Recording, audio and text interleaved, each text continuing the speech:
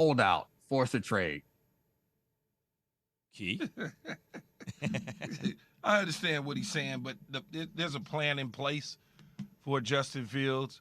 There's a plan in place for the Chicago Bears moving forward in the future. They took this job knowing that 2022 was not going to be a successful year, and whatever little bit of evaluation they can get out of this, much like the New York Giants, for instance, or any other team that comes in with a new staff, a new front office, and very little players, is you want to use this as a learning, culture building situation. They got a ton of money to spend in cap space next year. They'll have picks. They'll have everything that they need to move things forward for 23, 24, 25, and thereafter. So I'm not really worried about Justin Fields. He just got to stay. They got to protect him and keep him healthy and make sure that they're doing the right things with him so he can develop and be a foundational piece, a serious foundational piece for them moving forward. You see, Key, I'm with you. And I know Neek was being tongue-in-cheek with it, right? Like, oh, demand a trade. I don't know if he was. I hate that narrative that it presents, though. Because a reason why you get drafted high typically is you're going to a bad team, right? So there's almost like a sense of entitlement that feels like not only are we going to pay you millions of dollars to play a sport that every living person on this earth would love to play, but now it's like, oh, you can't go to a bad team that's made bad decisions before because, who has time to be patient to allow a team or a franchise to actually build it the right way? Plus, from we the got bottom up. You're supposed to elevate us. Yeah, that's part of the reason why we draft you so high. So, like, that sense of entitlement about, like, well, you got a new GM in Ryan Poles. You got a new head coach in Matt Eberflus. Like, they're moving on from Matt Nagy, which there are a lot of questions around. Like, he went through a year where he had to actually earn it. It wasn't just given to him. Like, damn, okay, fine, Justin. Go out and take it. Don't create a narrative of entitlement. I hate that. There's when I was in college, I started reading chess books, right? And my favorite ones were the ones that showed you step by step the difference between the way a master plays and different levels play. Even if you see a master, which is above an expert, play an expert, the difference is they both tactically are good. I do this, he does that, I get this. But the difference is the master's always doing that as part of a bigger plan. Whereas the expert, sometimes those slick moves aren't attached to a plan. So, Key, I understand what you mean by, like, this is part of a plan. But you know how the way I said, Jay, you got my number? I think, Key, I have yours in this respect. You, because you have seen the way plans work, the way it really operates and works at the highest level when it works, I think have a tendency to always give the benefit of the doubt to the plan. But a lot of that depends on the planner.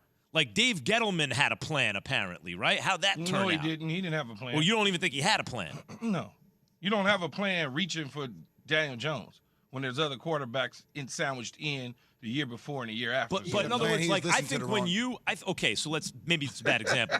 But I think example. When you see someone and you can detect a plan, you are liable to give them the benefit of the doubt. Like, hold on. Give them time to see if it works. But not everyone has good plans. But it's obvious, though, Max, that Chicago has a plan based on what they've already moved on from Khalil Mack, how they moved on from other players, how they trade players, cut players, didn't sign. Look, come on, man. Give me one receiver on the team right now, quick. Let's go. Give me a name. They're saving their money for when the time is right. It's obviously a plan. They didn't sign anybody. In other words, it's not just that they have a plan. They have a plan that is recognizable to you and seems to make sense. Nope. See, that's what I'm saying. Straight up. They didn't sign a receiver that made any sense. I mean, they got Mooney and St. Brown, but those are bodies to fill. N'Keal Harry's a body trading for him. That was just a body to get through 17, 18 weeks of football. So you approve of their plan. What I'm saying, Key, is since not everyone makes – so you're saying I see that they have a plan and I think that it makes sense from where I'm sitting. Yeah, and what are we in now? We're in September. So next September, ask me that same question, and I'll tell you what the plan look like, if it's good or bad. Mm-hmm. Right now, it looks really, really, really good. But we might get the next September, and it might not be the plan that we all envisioned. But the left turn at Albuquerque, yeah. According to the plan, I don't like the fact that people start creating the plan about, hey, year 2 for a quarterback, demand a trade. in year 2, Key. Like, Yeah, as a but former player for Nick, and I love Nick, but come on, man, year 2? He doesn't like what he I think sees. he's Well, I don't looking like what at I it. see on a lot of teams. Doesn't mean that you can't barrel through it. You can't become better. in Yeah, time. but barreling through some things that Dominique has been in the situations on bad teams and good teams, and sometimes people see what could potentially be a roadblock in one's career that will move them forward. Agreed, but I mean, the full comment, he also said Trevor Lawrence should demand a trade. Like, so, like, you don't even give an organization time I to don't realize see- I didn't know. He said realize about, okay, like, well, Trevor they made a Lawrence is move. the Doug best. Peterson Huh? is way better than what they had before in Urban Meyer. So, like, I'm not, look, if it gets to year 4, like, you start Well, it's getting too late deeper- at that point. Hey, Jay, let's Okay, let I mean, but I'm people saying- want to weigh in on this. You want to hear from? I would wanna love to from hear the people on it. Keyshawn J. Will from Keyshawn J. Will and Max Nation. Don't you know we have a nation? I didn't know we had a nation. That means We have we're a big nation. time. Big That means time. we're big time. Eric should- in Indiana, you're on with Keyshawn J. Will and Max on ESPN Radio. IU. Hey guys, this is Eric. Like Max said, Fort Wayne, Indiana. I appreciate you guys, the different perspectives you bring every day. Jay, well, I wanted to talk to you about Justin Fields with Chicago. At what point do we, get away from this idea of you are entitled as a young kid coming into the NFL and start acknowledging that we're destroying this kid's opportunity to have a legacy in a professional sport? Well, I mean, look, I think a lot of players who have gotten drafted to unfortunate situations where management hasn't necessarily been the best, right? But if there's a plan in place for the Bears, and it's to be determined with Ryan Poles and company and Matt Eberflus, I understand that. But in year 2 to say, hey, this is just a train wreck and we're not going to give it a chance, how will any organization ever have a chance to even rise? How did Golden State rise? Because it didn't work out in the first year for Stephen Curry, demand a trade? I mean, you can go through a list of certain teams, like, so it's not working for We the should have Chargers Neek and on the Justin show. Herbert Guys, because they haven't made it to the playoffs in 2 years, and now but they're still building. We should have Dominique on the show because I wonder, because he said in that comment, you want to listen to the sound again? Listen to Dominique. Just listen to this part where he says decisions that were made by people who aren't even Beforehand. in the building anymore. So does Dominique believe? It seems to me like you would have no faith in the new regime for you to say he should demand a trade now, or does he think it's going to take too long for the new regime to turn this around and it's going to and Fields won't develop? I wonder. But listen to what Dominique said. Justin Fields should demand a damn trade.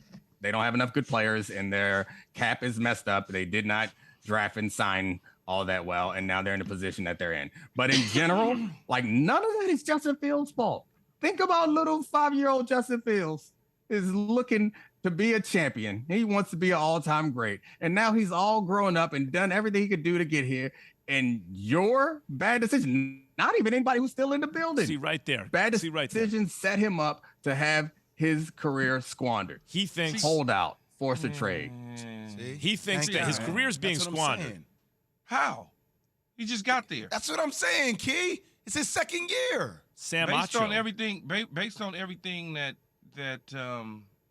Dominique said right there, you only approach this in the beginning, meaning that you tell the Chicago Bears, if you felt this way, don't draft me because I don't want to go to a bad organization, a la Eli Manning, Chargers, Giants, John Elway, Colts. I don't want to be in this organization. If you felt that way because when you were 5 years old to where you are today, the team hasn't really done anything.